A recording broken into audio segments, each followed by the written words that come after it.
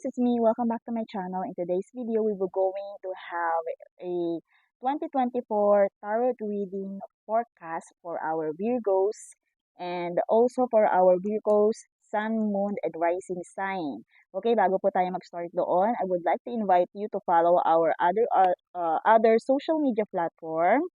I would like to invite you to follow our other social media platform like our IG account, which is the Baywitch and Co. Ayan po, kung makikita nyo nandiyan sa screen. Yes po, yan po talaga siya. Konti pa lang po yung ating community sa ating IG account. And that's why I am inviting you because yun po yung mga updated when it comes to our Baywitch and Co. crafts and merchandise.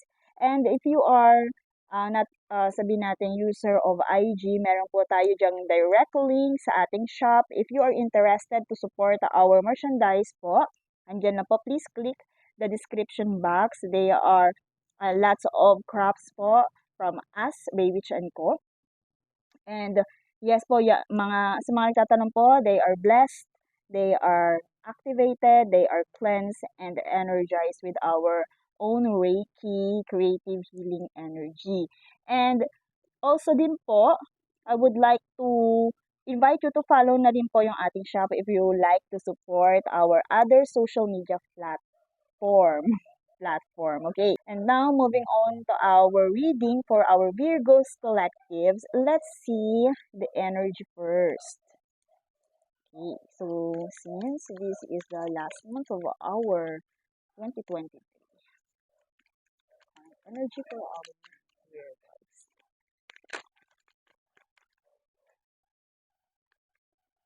Virgos. Yes, currently you are focused.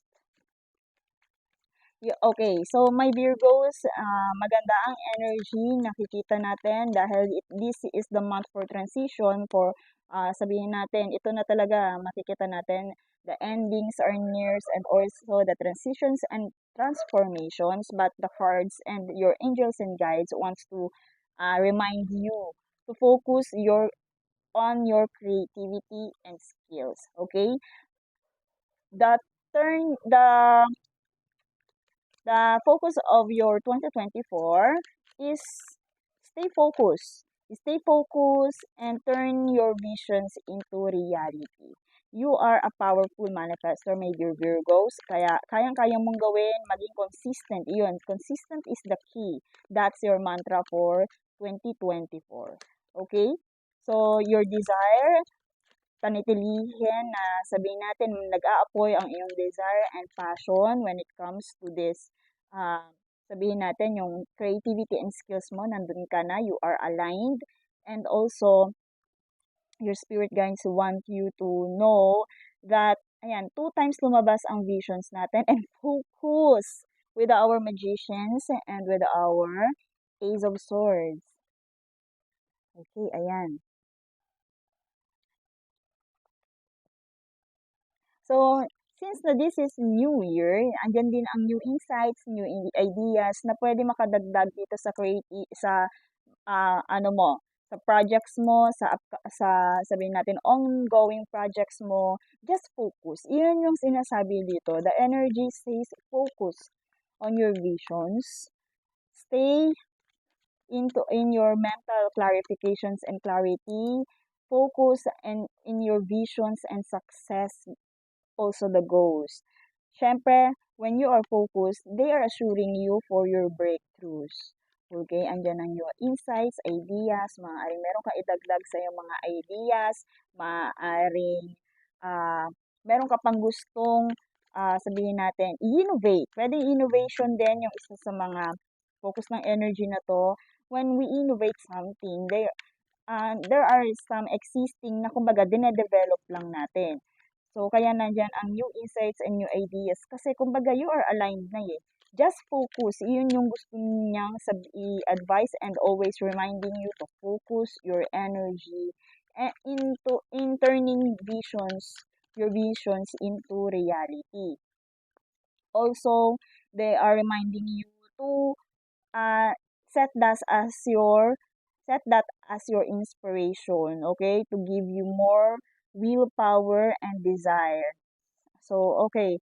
kumbaga nandyan na, andyan na yung apoy, kumbaga maging consistent ka lang na nag-aalab 'to, wag mo hayaan na mawala yung apoy, wag mo hayaang mawala doon yung passion, doon sa ginagawa mo right now, because you are aligned. So, maaaring kung minsan ay, ah, maaapektuhan ka and puwede kang maapektuhan ng mga family trouble and sabihin natin yung mga disconnection when it comes to family relationship and friendship na kumbaga makakapag-misalign sa'yo. So, yun yung kumbaga gustong i-remind sa'yo ng reading na 'to na mag-focus ka lang kasi sometimes when you are in this situation na kumbaga is na-e-experience mo 'to, iyon yung nag-aano sa'yo ng brokenheartedness, eh, yung parang nawawala doon, nami-misaligned, nawawalan ka ng inspirasyon, 'di ba? Nagkakaroon ka ng disharmony 'pag na-e-encounter mo yung mga ito. But always remember, focus. That's your mantra for 2024. And your angels and guides are giving you your 2024 blessings such as success, public recognition, ito talagang card na 'to, this card, the Six of Wands, sobrang isa 'yan sa mga kumbaga ang ganda ng energy na 'yan with, sabihin nating Jupiter and Leo energy. Nandiyan ang victory and of course achievement, 'di ba? So, sabihin natin ang kahinaan mo lang dito is your, disharmony with your relationship matter or yung mga nandiyan na nga yung family, nandiyan yung friends, 'pag nagkaroon ka siguro ng problema with your family and friends, kumbaga nakakawalan ng spark, 'di ba? Nakakawalan ng, passion 'pag kung halimbawa napapalibutan ka ng mga ganito. Pero ngayon pa lang ipinapaalala na may mga mangyayari talaga na ganyan, hindi yan maiiwasan lalo, sa pagdating ng 2024. But ito, iyon yung pwede mong maging sabihin nating distraction and misalignment, okay? So, they are telling you na if ever na dumating sa'yo yung situation na yon, focus, okay? Focus. Huwag kang ma-distract. Yes, masakit siya, pero always remember na sabihin natin 'pag nalagpasan mo yun, yung disharmony na yun is nandyan ang public recognition and success and triumph for your hard work, okay? Nandyan din ang pride, nandyan din ang rewards, nandyan ang victory para sa mga and achievements para dyan sa iyong ikinukulminate at patuloy na pinagpupukusan. Okay? So, you are radiating a natural born reader. And ayan, 3 times na lumitaw ang vision. Okay? So, just type, para hindi natin makalimutan, no? Just type vision or focused on your vision into reality. Okay? Turning your visions into your reality. Just type in our comment section kung you're still there. Vision or focused on your vision. Focused on your vision. Okay? So, kumbaga, they are giving you such this energy like boldness, like optimism, and of course, the individual with taking control of their power. And also charm. Siyempre, nandiyan yung public recognition, andyan ang charm. And for those of my Virgos na nagbabalak magkaroon ng business or may business, nandyan din po ang success for your business. Lumilitaw ang success for your business. Magdire-diretso lang, no? Siguro kung sabihin natin, ang ano kasi dyan is some inside forces, which is your, sabihin natin, vision, which is your own energy, wala kang magiging problema eh. Kumbaga, alam mo kung saan ka patutungo, alam mo kung ano gusto mo, and ang gusto mo manifest. Pero, when it comes to this outside forces, like yung mga naibibigay sa ating mga enerhiya ng mga taong nakapaligid sa atin, such as family, relatives, friendship, and relationship, yun yung mga nakakaapekto sa atin. That is what we call the outside forces or outside energy na kumbaga na-encounter natin na maaaring nakakaapekto sa atin. Pero, at the end of the day, nasa atin pa rin yun. Nandun pa rin sa inside forces natin yun because you are the manifestor. You are the one who created this energy. Nasa sayo yung kung mapaapektuhan ka. And yes, sino ba namang hindi maaapektuhan pag sabihin natin family matter na yung iyong magiging distraction and magkakos sa'yo ng disharmony. But your angels and guides are telling you not to distract. Kumbaga ay isipin mo pa rin kung ano talaga goals mo, yung vision, my dear Virgos. Okay? Be optimistic sa lahat. See the big picture, my dear Virgos. Okay, what else for our dear Virgos? Ayan, sometimes this distraction causes you lots of self-doubt and inner turmoil. Kumbaga, ito din yung pwedeng mag-cause sa'yo ng low self-esteem. Kaya kailangan iwasan natin yung ganitong family, friendship, and relationship trouble. And sabihin natin, if these surroundings are unhealthy, there's an urge to disconnect. Okay?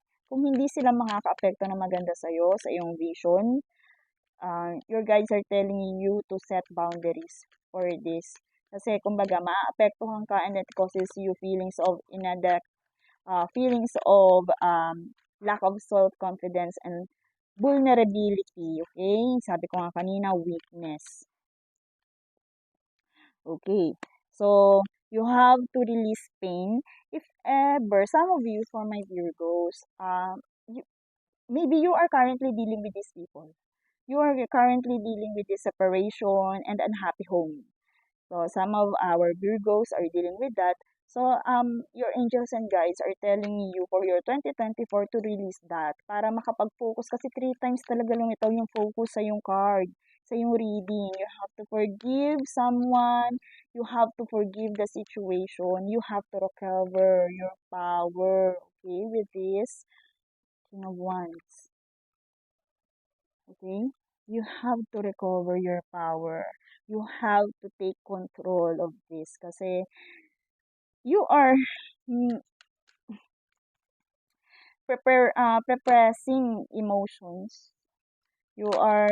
Some of you are sabihin natin needs an apologies or need to say some apologies to someone or you are into emotional and physical healing for your 2024. Okay. So, eto pa, wow. When I see this Ten of Pentacles and I see this dynasty and ancestry, your angels and guides are telling you that your ancestors are connecting with you, giving you such gifts na kailangan, giving you privilege, and sabihin natin spiritual affluence. When I see this card, ancestry, family, and the Ten of Pentacles, I always see this as your ancestors, okay? Kasi ang ancestors natin ang nagbibigay talaga ng maraming gifts sa atin.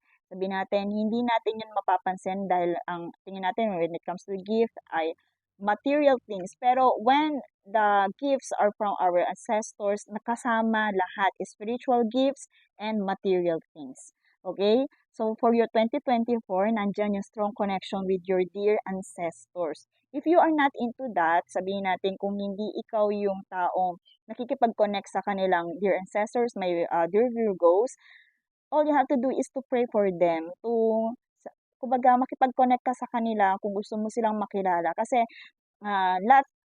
our ancestors is not, sabihin natin, hindi natin sila nakilala, hindi natin sila naabutan. Iyan yung ating mga ancestors na kumbaga na blood related sa atin when like for example 5 generations, ganon kalayo yung agwat natin. So kaya natin sila ancestors and they are guiding us. Hindi natin alam, hindi natin pansin na ginaguide nila tayo. And this when this card appears, I feel that your blessings is from your and gifts is from your ancestors. May tendency na meron kang skills na ma-harness mo, na skills din ng ancestors mo na ibibigay or ipapamana sa iyo na magbibigay sa iyo ng maraming blessings para ma-attract mo yung mga material things kasi nagsama dito yung roots, family, ancestry, and also the privilege. Pero with this 10 of Pentacles, 'di ba? So, kumbaga, meron kang gifts na mamamana mo, kung hindi man yan material things or wealth, pero nandito inheritance. Kung hindi yan yung literal na inheritance na darating sa'yo for 2024, ito ay gifts or sabihin natin such as power and skills na namana mo sa iyong bloodline na magbibigay sa'yo ng lots of blessings and also wealth. Okay, my dear Virgos? And also, ayan, one of the gifts na ibibigay sa'yo ng inyong ancestors is the see, being a seers or sabihin natin heightened intuitions. So, isa yon, maaaring ikaw ay galing sa ganun na klaseng bloodline. Sabihin natin yung iyong spiritual side is heightened sa 2024. So, you are sabihin natin magkakaroon ng ma-heighten yung mga gifts or skills na meron ka, most especially yung intuitions, my Virgos. What else? Okay, ang ganda ng card na to kasi kumbaga, kung hindi ka ngayon literal na merong mamamana, skills ang pwede na maging blessings mo na galing yan sa iyong ancestors. Okay, my dear Virgos?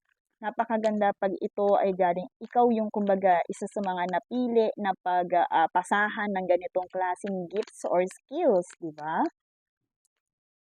Okay, so you have, ayan, focus again. Kasi this is Two of Pentacles in reverse. So, kasi ang Two of Pentacles is upright, pag kasi ang Two of Pentacles ay upright, kumbaga, nandun yung limbo energy, the in and out energy, the hot and cold energy, but when it comes to reverse, they are assuring you. Diba? Nandyan ang focus, nandyan yung one-sided.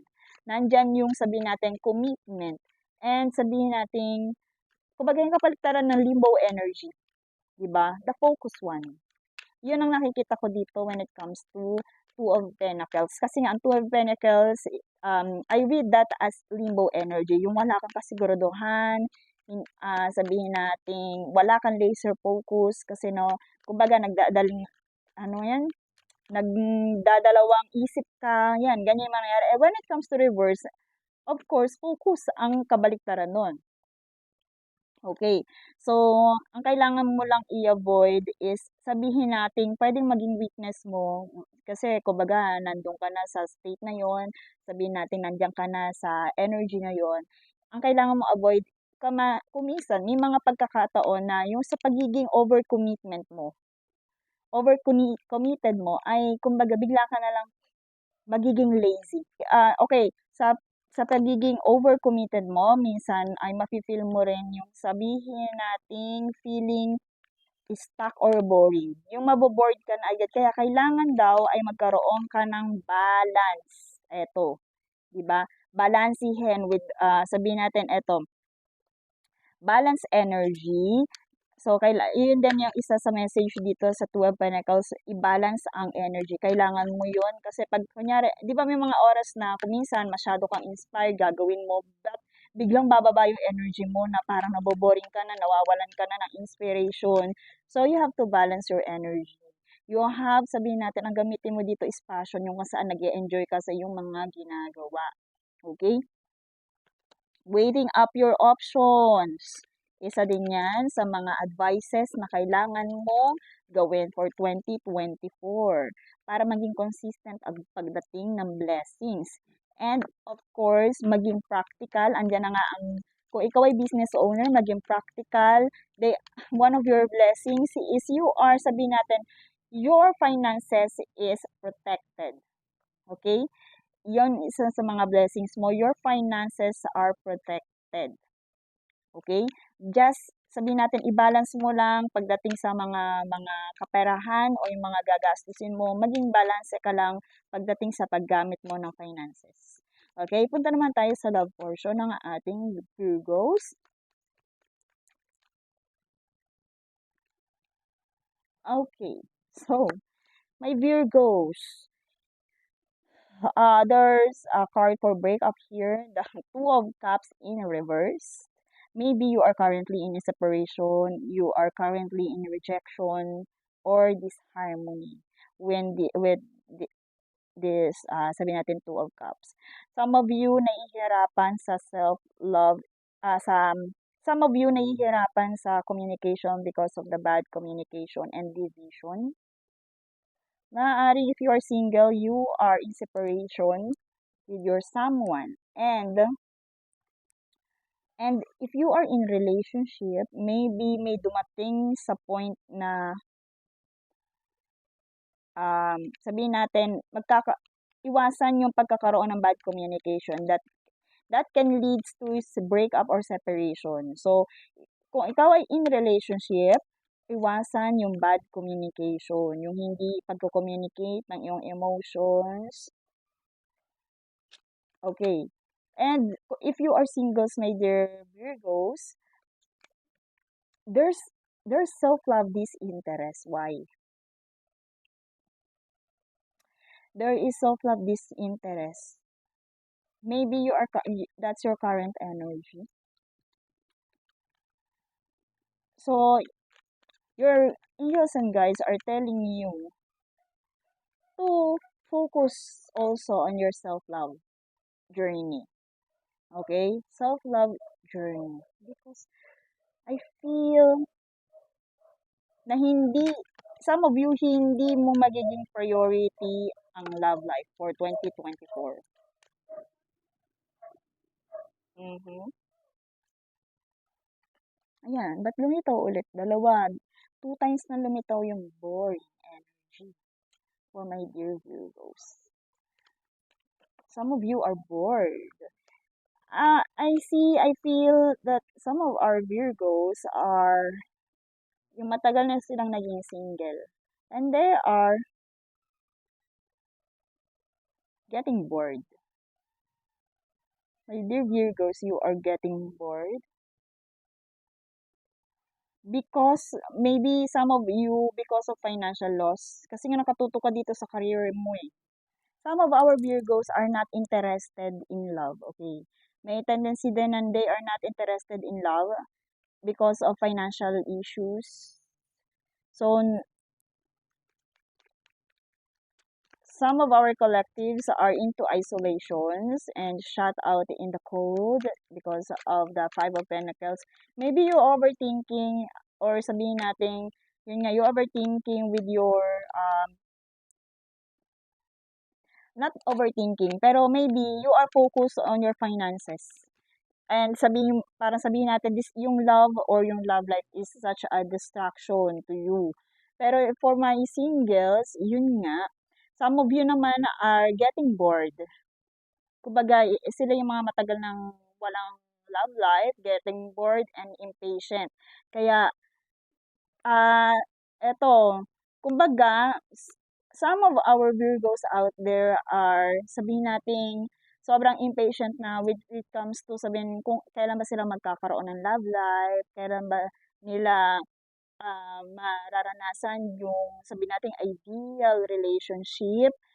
And some of you nawawalan ng self-love and self-respect. Kumbaga, andun sa point na parang kahit sino na lang sino na lang. Basta sabi mo kahit hindi iyan yung standard, dahil nga you are feeling bored or sabihin natin feeling impatient, nawawala din yung self-love and self-respect mo na kung saan yung, kumbaga, you are dealing with, sabihin natin, someone na hindi mo deserve. So, pwede yun for our collectives. But in 2024, what is the energy or love energy for your 2024? Okay. Yes. Okay. You might think if ever na magkaroon ka ng love life, isa yan sa magiging burden mo. Too many burdens. Okay? So, nasa sayo yun kung gusto mo magkaroon ng love life. Pero, if you are bored, sabihin natin, gusto ko na magkaroon ng love life. Sige, magbo-boyfriend na ako, mag-girlfriend na ako. But, this year is not year for your love life. Parang, kumbaga, Ito kasi lumitaw yung extra responsibilities. Makakadagdag sila if ever. And with the 10 of wands, pwede kasi ang yung love life na darating sa'yo is makadagdag lang ng burnout sa'yo. Kasi syempre, when we are business owner, when we are focused on our career, especially kung hindi aligned yung tao, yung partner na kasama natin dito sa ating vision, na talagang dadagdag sila. Kumbaga, hindi natin maiiwasan na ah, hindi natin ma-encounter yung exhaustion and obligation of course. Kasi when we are dealing with someone na hindi align sa ating vision, pwede din silang maging cause ng ating struggles. Ayun, lumitaw. 10 of Wands. What else? And somehow, for our in relationship na Virgos, if you are dealing with someone na sabihin nating nagbibigay sa'yo ng exhaustion, the cards are telling in 2024, it will going to end. Okay? If in relationship, there are too many burdens. Ito yung pwede sabihin mong isang nakakapapabigat pa, nagbibigay sa ng struggles. If you are dealing with that someone, the painful endings, sabihin natin, andyan, the loss and being left. Ayan na, 2 times ang exhaustion for your love reading. And mag-ingat din because you might experience betrayal and failure relationship in 2024. Okay? Ito yun, kumbaga, pwedeng mag-cause sa'yo ng breakup and ang pwedeng maging cause niyan, root cause niyan is bad communications. But eto nga, isang advice sa'yo, sabihin natin, i-consider natin as blessings kasi puro burden to eh. The 10 of Wands and 10 of Swords. So, if you are dealing with that someone, there's an ending for that. Okay, kailangan mo na siyang i-let go. Kasi kailangan mo nang pagaanin yung load mo for 2024 and focus sa tatlong focus na natin for recognition, for your vision into, turning your vision into reality. Okay? Ayan, di ba? Ito ulit yung success. Pag napakawalan mo yung taong to, o sabihin natin, okay, parang medyo ano naman yun na in relationship ka, i-expect mo na there's an endings with you. Pero if you are dealing, yun ang gusto ko i-clarify, if you are dealing with someone na nagbibigay sa'yo ng extra struggle and exhaustion, ayan, 2 times lumitaw yung exhaustion. Kumbaga, kailangan mo ng sabihin natin, i-expect na mag-e-end na yan. So, yung endings na yun ay blessing sa'yo kasi nga, you're being unloaded with that struggles, with that exhaustion, with that extra responsibilities. You are unloading, pagagaanin, ng 2024, itong mga sabihin natin na encounter mo na to sa love life mo. And, huwag ka masyadong magugulat kasi medyo mabilis siya. When you discover, ayan, blessings din yon if ikaw ay makadiscover ng someone, ay ng something na sabihin natin, ayan, if betrayal dito. Kung halimbawa, bigla ka naka-encounter ng ganun, okay, my loves, kumbaga, tatagan mo lang ang loob mo kasi dito sa chariot, medyo mabilis to. Medyo, sabihin natin mabilis to, agad, malapit na tong mangyari or agad tong mangyayari. But always remember that this is for you. And ito ay aligned sa iyong success. Kasi nga gagaan ka. Okay? Gagaan yung loads mo. And always remember, my dear Virgos, there's your guides are assuring you for movement forwards. Ayan, ulit, black and white. Balance the energy. And your determination.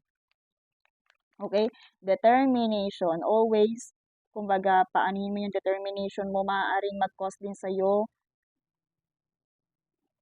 Nagkukos sa'yo ng sabihin natin, nagkukos sa'yo ng burdens itong love life. Or, pwedeng may dumating sa'yo na sabihin natin yung magiging part ng love mo dahil nga, parang kumbaga, itinry mo, and nag-cause sa'yo ng exhaustion. But once na napakawalan mo na to, nahiwalay ka na sa kanya, magiging magaan ang mga bagay-bagay at agad mo mamamanifest ang success doon sa iyong ah, career or sa iyong goals. Ayan, working towards goal. Okay. Mhm. Kasi your love life, if ever ha, sige isa pa. Kasi yun nga ang nakikita ko dito, nararamdaman ko dito sa yung cards na yung 2024, your guides are not assuring you for sabihin nating divine love. Kumbaga, they are assuring you for your success, for your triumph and achievement, and of course, ayan, two times yung success. But sa love, yung love na inquiry natin, hindi siya yung tipong sabihin natin na into love relationship. Or if you are dealing into relationship, maaaring you are struggling with your someone and sabihin natin mawala na yung tinik, mawawala na yung problema sa inyong relationship. Pwede yun, unload something kasi sunuran yung Ten of Wands and Ten of Swords. And right now, yung kasing Ten of Swords na yun and Ten of Wands, it causes you lots of, sabihin natin, trouble and you are, parang kumbaga pinapahina ka nito and you are unable to move on. Okay? You are trapped. So your 2024 are giving you such blessings to move forward like this chariot. And yes, pure positivity when it comes to your uh, life. The sun. Okay? If you are in a relationship and you are struggling with something, sabihin natin,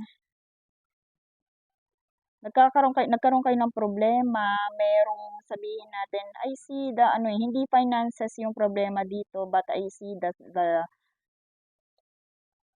betrayal.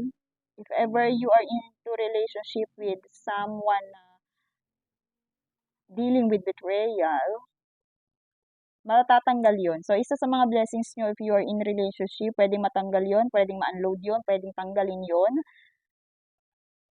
And sabihin natin magbigay sa inyo ng pure happiness, ultimate happiness and joy. Okay, ito na naman ulit, success. Sige, I see in your, my Virgo, the focus of your energy is more on success. Okay? I see the sunshine, then the being optimism, basta magpaka-optimist ka lang and your self-confidence. Speak your truth, manifest your positive outcome kasi ito yung nakaano sa'yo, ito yung magiging blessings mo for your 2024. Mas matingkad yung success, sabi natin, mas nangingibabaw yung success, mas nangingibabaw yung happiness and joy. And kagaya nga ng sinabi ko, maa-unload lahat ng burdens na pinapasan-pasan mo. Mawawala yan. Ayan, mawawala to. Okay? Mawawala siya sa iyo, pagagaanin ni 2024 ang iyong loads. Okay, last 4 hour. Self-love.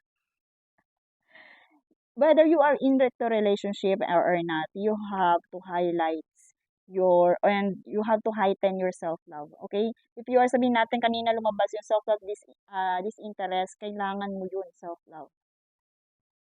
You have to love yourself para sabihin natin mag-ripple effect yan sa mga bagay-bagay para magkaroon ka ng pure joy and happiness.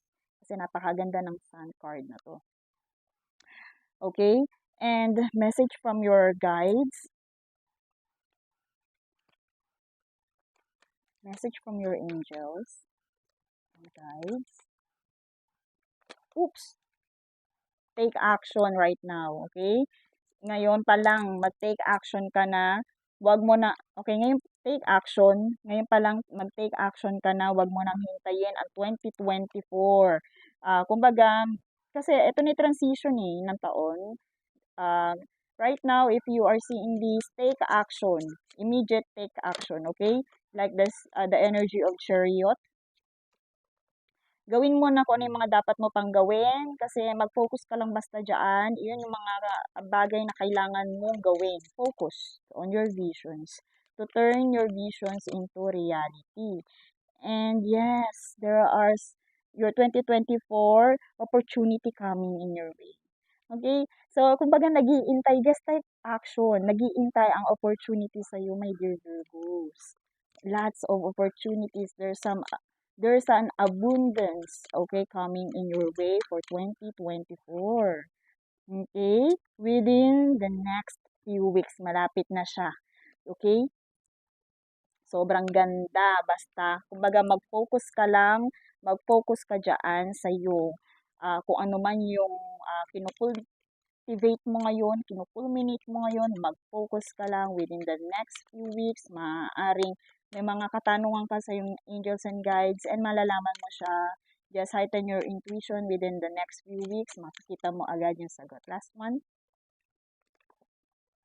Just learn to wait kasi nga ikaw ay nagiging impatient when it comes to your blessings, my dear Virgos.